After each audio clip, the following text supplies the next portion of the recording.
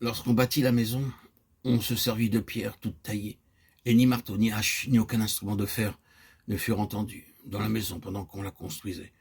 1 Chronique 16:31. Salomon illustre le quatrième principe divin pour amener la gloire de Dieu. Lorsque vous observez le plan de Dieu dans votre vie individuelle, familiale et corporative, il y aura de l'unité, de la coopération, de l'ouverture, de la communion, et la joie spirituelle de vivre ensemble. Sans quoi, il y a des luttes. Lorsque nous possédons le plan de Dieu et que nous connaissons nos ministères, il n'y a pas de jalousie. Beaucoup d'œuvres ont souffert à cause de la jalousie. Même en tant que serviteurs de Dieu, nous pouvons être jaloux les uns des autres. Cela entraîne de la perte. Il n'y a aucun doute à ce sujet. Nous pouvons être amenés à prier ensemble toute une nuit ou plus pour nous assurer de la pensée de Dieu. Alors, il y a unité. Seigneur, rends-moi comme Samuel, ton véritable porte-parole, afin que je connaisse ton message et possède ton autorité et ta hardiesse pour le délivrer. Seigneur, rends-moi semblable à Anne, afin que connaissant ton besoin, j'apprenne à prier, et que j'ai le privilège de satisfaire ce besoin, tout comme Anne le fit, alors qu'elle offrait son fils au Seigneur.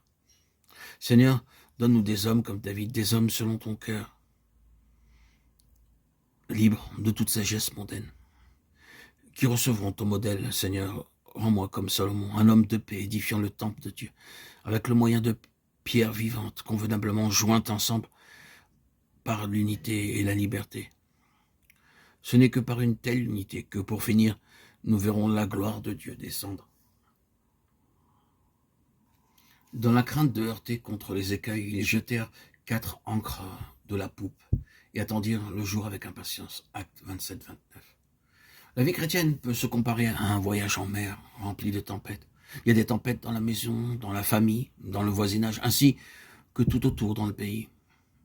Elles tendent à ébranler et à affaiblir notre foi par des doutes et des craintes. Mais connaissant notre besoin, Dieu y a pourvu, en nous accordant 4 ancres. Par elles, nous sommes parfaitement sauvegardés.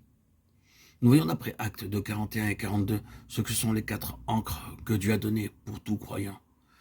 Ceux qui acceptèrent sa parole furent baptisés, et en ce jour-là, le nombre des disciples augmenta d'environ 3000 âmes.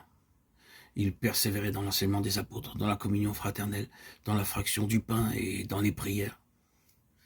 C'est ainsi que commença l'œuvre au jour de la Pentecôte.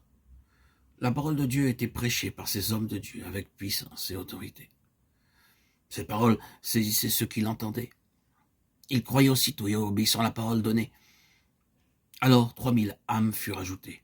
Au même moment, ces 4 ancres mentionnées leur furent données, comme l'indique le verset 42. Ils commencèrent et persévérèrent tout d'abord dans la doctrine des apôtres. Deuxièmement, dans la communion fraternelle. Troisièmement, dans la fraction du pain. Et quatrièmement, dans la prière.